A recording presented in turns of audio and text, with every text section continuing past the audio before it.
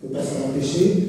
Et puis, je pense qu'on sent bien que dans cette audition, il y a des questions très précises, parce que l'audition, elle n'a pas pu alimenter une enquête où on va essayer de comprendre les causes de cet accident. Donc voilà, on essaie de savoir l'heure, le comment, le pourquoi, le quand, de manière très détaillée, sans rien laisser dans l'ombre, ce qui est une manière de nous questionner qui est un peu déroutante pour nous, parce que je doute que sur le terrain, on aille aussi loin dans les questions qui précèdent une décision.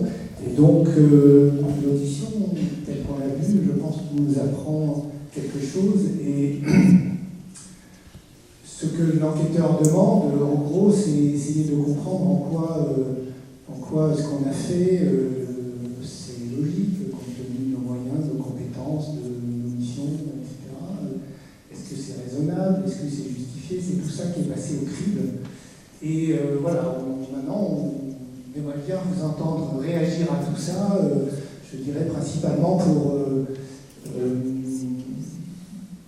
vous laisser interpeller par ce que vous avez vu et puis nous faire part de ce que ça provoque pour vous d'avoir vu ça. Est-ce que ça provoque des questions? Est-ce que ça provoque des remises en question? Parce que le but principal, c'est quand même à travers ça de se questionner nous-mêmes sur nos pratiques et d'essayer de les améliorer. Donc je vous propose, au premier qui osera, de prendre la parole. Un micro circulera, Stéphane. Je voulais juste donner une précision du cadre de procédure. Mon camarade a fait une audition. Bien évidemment, vous imaginez qu'elle a été raccourcie. Une audition dans ce cas d'espèce dure entre 3 et 4 heures. Il faut bien 3 heures pour débroussailler tout le terrain et envisager toutes les questions qui vont être posées. Voilà, c'est juste pour vous situer le timing qu'il faut. Je vais juste dire une chose au vu de l'expérience que j'ai. En fait, la problématique qu'on a, c'est au vu du contexte, la personne elle est touchée moralement. Donc c'est très compliqué pour un enquêteur de trouver juste le juste milieu pour éviter d'accentuer déjà quelque chose qui est touchant, mais de faire son job. C'est-à-dire en fait, en tant que professionnel, on va la convoquer une fois et on souhaite ne pas la reconvoquer une deuxième fois. Parce qu'on va remettre à ce moment-là une deuxième couche. Donc c'est pas évident pour l'enquêteur de trouver toutes les questions et de faire tout le tour de la question pour éviter un traumatisme un deuxième coup, c'est-à-dire de reconvoquer la personne parce qu'on a oublié une question. Et puis il y a un aspect effectivement moral, on l'a très bien dit le commandant Boson, c'est-à-dire que les auditions sont différentes selon la qualité humaine de l'enquêteur, et je peux vous dire que dans le contexte tel qu'on vous l'a présenté, même l'enquêteur il est très mal à l'aise. Enfin, il ne peut être que très mal à l'aise. Donc Yann Valençon, guide de haute montagne. Je me posais une question sur le caractère systématique de certains interrogatoires. Alors je ne sais pas du tout si les questions que vous avez posées là, dans le cadre de cette enquête fictive, reconstituées en tout cas, sont répétées systématiquement dans le cadre d'autres interrogatoires liés à des accidents. Mais je m'interrogeais sur la nature des questions dans le cadre de cet accident. En l'occurrence, vous avez entamé l'interrogatoire en demandant si le professionnel était titulaire d'une part de son diplôme, ce qui est normal, mais est-ce qu'il avait bien sa carte professionnelle à jour, est-ce qu'il avait bien son autorisation d'exercice en France valide. Vous avez demandé également s'il avait sa radio. Je ne sais pas si dans le cadre de cet accident-là, le fait d'avoir ou pas sa radio avait une importance. Je n'ai pas forcément écouté tout dans le détail. Mais la question que ça me pose, c'est, notamment sur ces histoires de... Je veux dire, on peut être en infraction au niveau administratif parce que l'administration nous pose un certain nombre de problèmes pour avoir des cartes, ou alors on a un système en ligne qui est ubuesque pour avoir une autorisation d'exercice en France. Je ne vois pas en quoi le fait d'être en infraction vis-à-vis de l'administration au niveau de la paperasse, entre guillemets, c'est moins l'expression, aggrave la faute du professionnel dans le cas d'un accident. Il me semble que c'est deux choses disjointes, mais j'aurais voulu savoir si pour vous, en tant que, d'une part, enquêteur, et d'autre part, en tant que procureur, chargé de faire appliquer la loi d'une certaine manière, ces éléments-là sont systématiquement relevés, même s'ils n'ont aucun rapport avec la nature de l'évaluation de la faute elle-même dans l'accident. Et est-ce que ça a une incidence, par exemple, est-ce qu'on a une grille à cocher, une grille d'éléments à avoir dans son sac, même s'ils n'ont aucun rapport avec les circonstances du moment, et et que si on n'a pas coché telle et telle case, et ben on est forcément, enfin c'est forcément des fautes aggravantes. Voilà. Il n'y a pas de grille. Chaque affaire est particulière, aussi bien pour un accident de montagne qu'un accident bord de mer, un accident sur de la route. Pour la montagne, quand on a affaire à un professionnel, privé, public, tout ce que vous voulez, on regarde d'abord s'il a la compétence, c'est-à-dire les diplômes, la qualification, l'expérience, et tout ça, ça passe d'abord par la situation administrative, personnelle, quelle nationalité il est, à quel droit est-il soumis, quelle réglementation, donc tout ça peut être un élément d'appréciation sur une éventuelle erreur, un éventuel dysfonctionnement, qui peut être une des causes qui peut expliquer une méconnaissance, une pratique, une inexpérience, etc. Vous voyez, donc tout ça, c'est comme un chauffeur routier. Un accident de la route, on regarde si le chauffeur routier, d'abord il a tous ses permis de conduire, et quelle est son expérience professionnelle.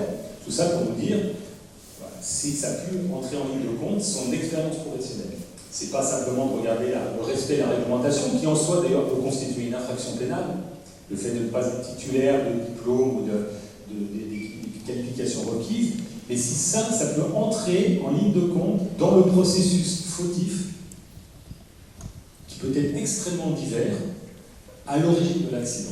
Vous voyez, c'est une cause lointaine, très très lointaine, qui peut ne pas intervenir, mais qui peut être en partie à l'origine de l'événement. Alors, pour nous enquêteurs, à la question posée, est-ce qu'on aurait posé, si c'était un autre enquêteur, toutes les mêmes questions? Oui, peut-être d'une manière différente. Mais pour brosser tous les éléments d'une infraction qui sont des éléments matériels, donc pour faire ressortir les faits et les éléments qui constituent cette infraction, voir si éventuellement il y a des fautes, bien évidemment, on est obligé de poser des questions sur le timing, donc pas de chèvre, voilà, on part à 11h, on est au sommet des Grands Montagnes à 11h, 11h30. On est en bas au couloir à 16h, 16h30 ou 16h10, ça interpelle, donc forcément on va poser des questions. On va poser des questions sur qu'est-ce que vous avez fait pendant tout ce temps-là. Pourquoi vous n'avez pas enchaîné directement à la descente? Pourquoi, voilà. Donc les questions, il les a posées sous cette forme, moi je les aurais peut-être posées sous une autre forme. Voilà, donc est-ce que vous ne pensez pas que c'est trop tardif d'être à 16h avec des températures positives et les chutes de pierre que vous avez observées la veille? On peut avoir d'autres questions du style les moraines se cassent la figure en permanence. Est-ce que vous ne pensez pas que c'est encore un élément supplémentaire à une prise de risque par rapport à l'horaire? Voilà. Donc toutes ces questions, pour le magistrat, on est obligé de les poser parce qu'on brosse l'élément matériel et l'élément moral de l'infraction. Voilà. Moi, je veux bien réagir en tant que pratiquant, quoi. Je pense que quand un accident arrive, il y a des raisons, des causes qui sont immédiates, un contexte immédiat qui a été décrit la journée même, et puis on sait bien qu'un accident, c'est souvent l'écume de quelque chose qui a des causes plus anciennes, moins faciles à identifier, et d'une certaine manière, si on fait preuve d'un peu de légèreté, de négligence sur plein de choses qui sont la préparation, sa propre préparation, sa propre expérience et tout ça, c'est vrai que c'est pas très favorable, quoi. Voilà. Donc les questions qui sont posées là, elles ont un sens pour l'enquête, mais je pense qu'elles ont un sens pour nous, c'est-à-dire qu'elles attirent notre attention sur le fait que les causes d'un accident sont parfois très lointaines et assez diffuses, et que c'est à nous aussi d'aller chercher là-dedans de quoi améliorer notre pratique. Donc je pense que ces questions ont un sens pas seulement pour la justice, mais aussi pour nous. Là, vous avez compris que la cause première, c'est la chute de pierre. Personne n'est responsable de la chute de pierre, bien évidemment. Mais quid de cette expédition, cet après-midi, dans ce lieu objectivement dangereux? C'est classiquement ce qu'on peut reprocher à un encadrant qui organise une sortie dans un lieu qui peut être dangereux, exposé, dont il sait qu'il peut être directement dangereux, même si ce n'est pas à l'origine de la chute de pierre. Parce qu'on pourrait imaginer un scénario où une personne en amont ait déclenché la chute de pierre. Vous voyez, on compliquerait encore la situation. On voit ça dans les problèmes d'accident de ski, skieur amont, skieur aval. Là, a-t-il eu raison ou tort d'emmener 9 skieurs avec un collègue dans un endroit, en plein après-midi, exposé aux chutes de pierre? Voilà la question que le procureur doit se poser, et peut-être après lui, le tribunal, si le tribunal est saisi. Oui, une petite question. Est-ce que dans un cas comme ça, il y a une audition croisée du client, ou est-ce qu'on considère que le professionnel a toute la responsabilité du groupe et donc est engagé entièrement? Oui, si on veut donner un dossier bien complet au procureur, que l'enquête soit objective, évidemment on entendra le guide qui conduit, qui est devant, le guide qui est derrière, qui ferme, et tous les clients. Tous les clients sont entendus. Si on ne le faisait pas, c'est un petit peu une faute. Et de toute façon, à la réception du dossier, le procureur nous enverra sur transmis pour vouloir entendre tous les clients qui sont, puisqu'on fait une synthèse de l'affaire, donc de demander d'entendre toutes les parties. Voilà. Il nous est même donné la possibilité, à loisir, de réentendre, comme le disait mon camarade Sébastien Wiener, de réentendre le guide. On a oublié une question, ou au cours de nos constatations, parce que l'audition n'est qu'une partie de l'enquête. Il y a une phase de constatation, il y a différentes phases, différents actes d'enquête qui sont possibles. L'audition n'est qu'un élément, n'est qu'une phase dans l'enquête. On peut être amené à réentendre le guide pour préciser un point, ou appeler un client, préciser un autre point avec un client ou le second guide. Alors, on n'est pas limité en nombre d'auditions. Oui, bonsoir, Françoise Cole, je suis trustee d'un prix de secours en haute altitude qui s'appelle Spirit Mountaineering, qui a été fondé par l'Alpine Club à Londres. Donc c'est un sujet auquel on pense beaucoup. À quel moment de l'enquête ou de la procédure est-ce que le fait que dans ce cas-là c'était des clients suisses et des clients suisses, à quel moment est-ce que le droit suisse intervient, ou même des pratiques différentes qui peuvent être assez différentes selon les pays, dans la montagne? On applique le droit français pour tout ce qui se passe sur le territoire français, même si les protagonistes sont étrangers. C'est le cas de tous les accidents. Pensez à la catastrophe de la Germanwings, l'avion allemand, pilote allemand, c'est le droit français et la procédure française qui s'appliquera. Alors après, on intégrera certains paramètres sur notamment la formation, les diplômes exigés en Suisse, mais in fine, c'est le droit local qui s'applique, c'est une règle classique. Donc même si on a affaire à des personnes qui ne sont pas soumises à un droit identique au nôtre, c'est notre droit que nous avons. Le contrat aura été passé en Suisse. Oui, mais là on est en matière pénale. Donc l'aspect civil, c'est autre chose, la responsabilité civile. Là, c'est de déterminer s'il y a une faute constitutive d'une infraction pénale, une faute d'imprudence, de négligence, que la loi considère comme pénalement punissable, qui est assez large. Est-ce que le juge considérera, le procureur d'abord, qu'il y a manifestement un manquement à caractère pénal qui peut justifier une condamnation pénale? Et donc toutes les considérations de matière civile ne s'appliquent pas à ce stade. Une précision, juste une petite précision, vous aurez bien compris que le chef de départ, l'infraction visée au départ pour nous enquêteurs, ce sera l'homicide involontaire associé avec les blessures involontaires de la cliente. Donc une infraction pénale. Il n'existe pas de code en montagne, donc on se réfère aux infractions du droit commun. Y a-t-il eu homicide involontaire et blessures involontaires imputables en l'espèce aux encadrants? Ou voire à une personne morale qui aurait organisé, c'est une cause, là c'est pas le cas, il n'y a pas de personnes morales, ce sont des personnes physiques. Mais imaginez que ce soit un organisme, on peut aussi chercher une responsabilité pénale auprès de la personne morale. L'organisme, la société, l'entreprise. Peut-être manquer quelque chose, mais quid du deuxième guide, celui qui est en position numéro 2? Là, on auditionne le premier. Est-il mis aussi dans le même... est-il envisagé en tant que responsable aussi de la sortie ou parce que j'entends deux discours contradictoires, vous parlez de hauts encadrants et puis vous avez à un moment dit le guide qui conduit la sortie et ça m'a évoqué une ambiguïté. Alors très rapidement dans l'enquête on détermine qui est le guide qui conduit devant. Le rôle de chacun des guides est quand même déterminé. Donc les auditions sont quasiment concomitantes entre celui de guide. Un enquêteur entend un guide, l'autre le second guide. Et après, s'il y a dissonance entre les deux auditions, bien, on reprend sur une deuxième audition les points qui achoppent en termes de contradiction. Mais assez rapidement, avant toute chose, avant d'attaquer l'audition sur le papier, on discute quand même vite fait pour savoir qui était devant, qui conduisait et le rôle des deux guides, pour se faire une idée de... Il me semble, enfin, vu la description de l'accident, c'est quand même une situation de co-encadrement.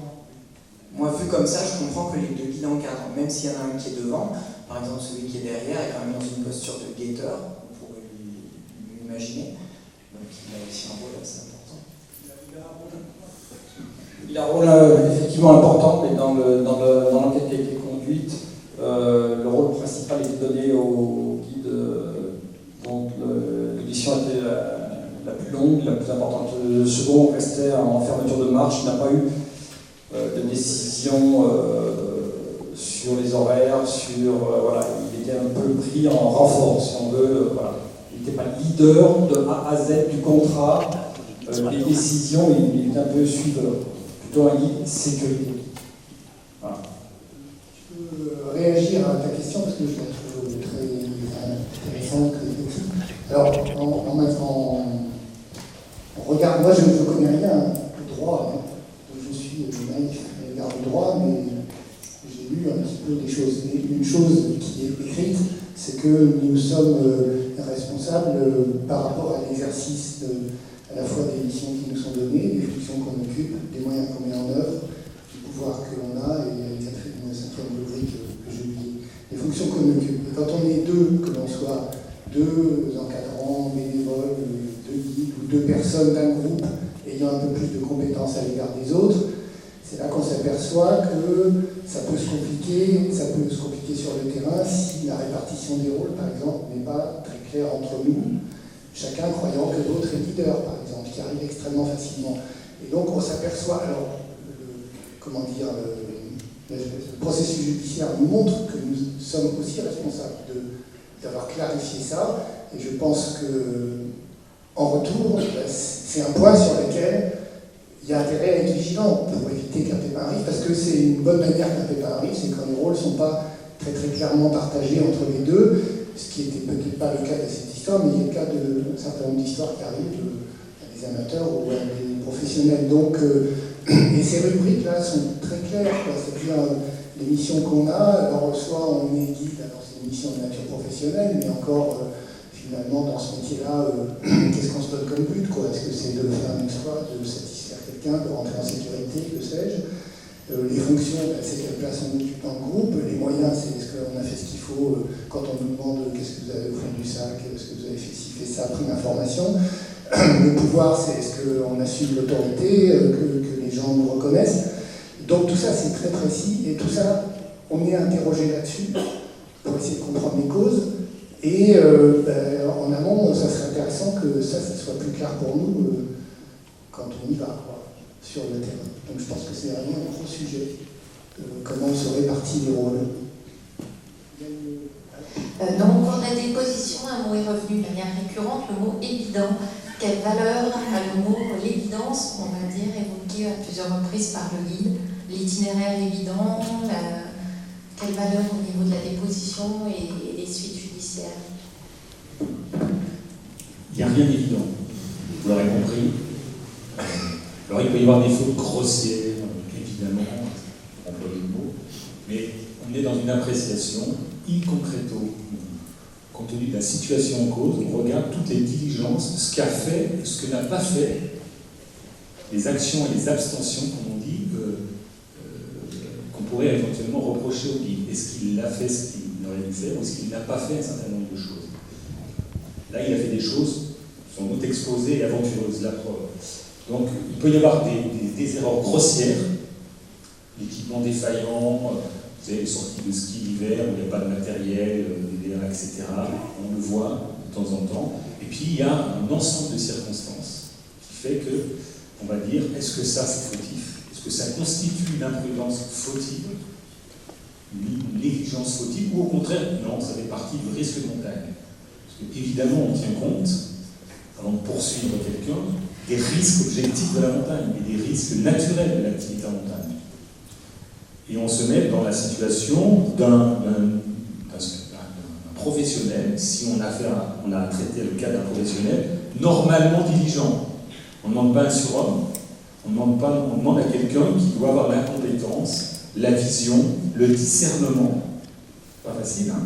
Sachant que je pense que tous les professionnels de la montagne sachent que par moments ils sont borderline, il y a des moments ils ont fait des choses limites, vous savez ce qu'on appelle le pré-accident, où l'accident ne s'est pas produit et il aurait pu se produire, parce qu'il y a eu de la chance, parce que pour plein de raisons.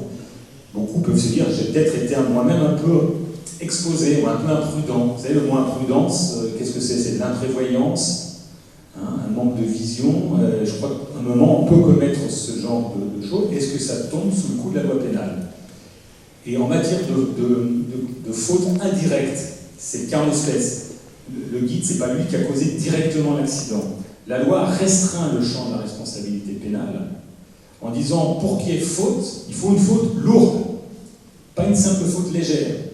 Il faut, ce que dit la loi, une faute caractérisée.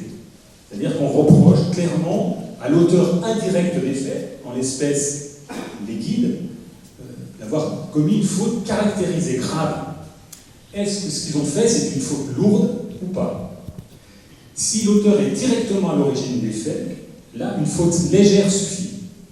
Vous déclenchez une coulée de neige directement, ça peut être une faute directe.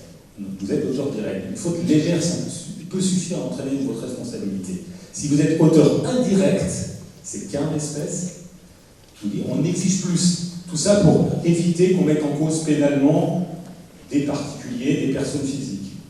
C'est une loi de 2000, c'est assez récent, qui a restreint, parce qu'à une époque, un certain nombre de personnes en cause trouvaient qu'elles étaient injustement traînées devant les tribunaux après un accident grave. C'était le cas d'élus, d'ailleurs de maires. On dit qu'il faut qu'on restreigne, le législateur a restreint le champ de la responsabilité pénale. Pour les personnes physiques, pour les personnes morales, une faute légère, simple, suffit.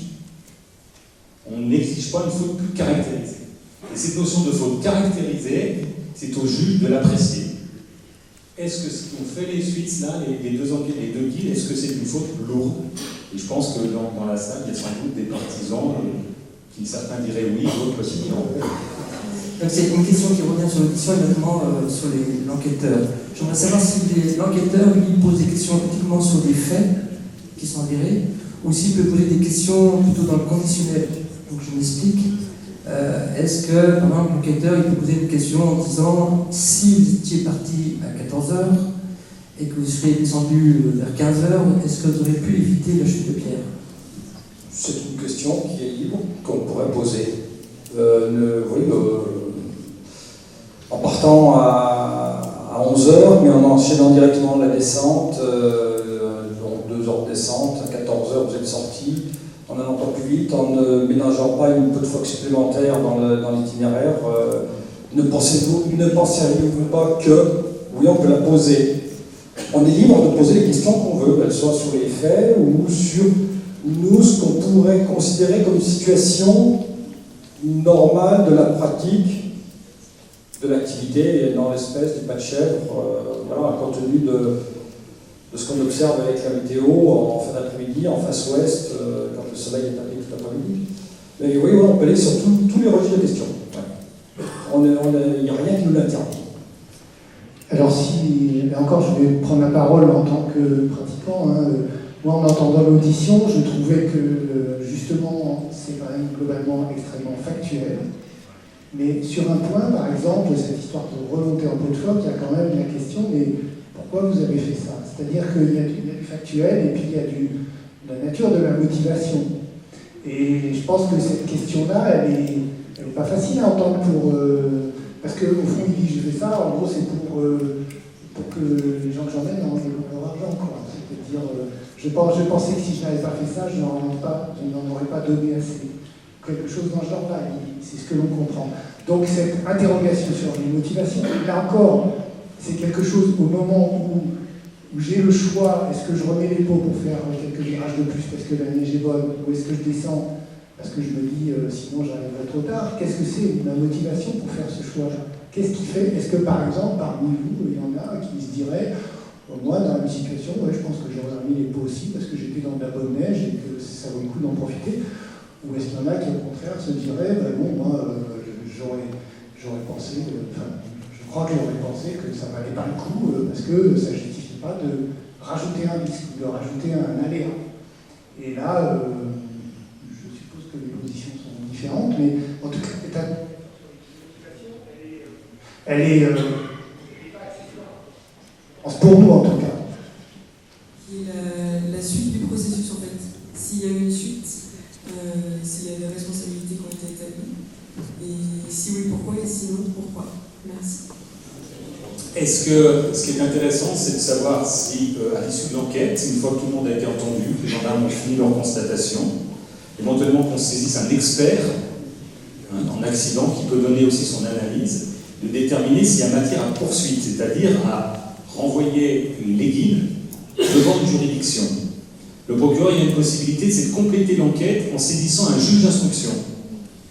Et pour les affaires un peu compliquées, une fois que l'enquête, qu'on dit initiale, est terminée, l'enquête se poursuit, cette fois traitée par un juge d'instruction. On ne le fait que pour les affaires très lourdes, avec beaucoup de victimes, où il y a vraiment un gros travail d'expertise à faire, d'audition, ça peut être quand il y a plusieurs personnes en cause, on saisit un juge d'instruction.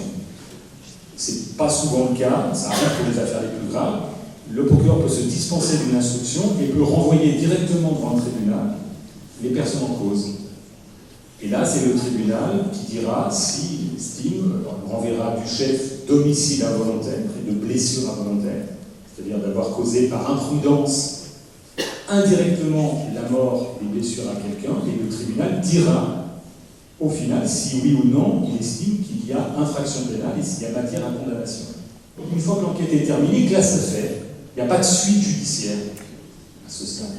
C'est une des possibilités qui sont ouvertes au procureur pour toutes les infractions. Il peut estimer qu'il n'y a pas lieu d'aller plus loin que, de son point de vue, l'infraction d'homicide involontaire n'est pas constituée, n'est pas établie. Moi j'ai une question, ça rejoignait la dame devant, par rapport au topo. En fait, dans le topo, il y a un itinéraire qui est censé donner l'itinéraire le plus safe.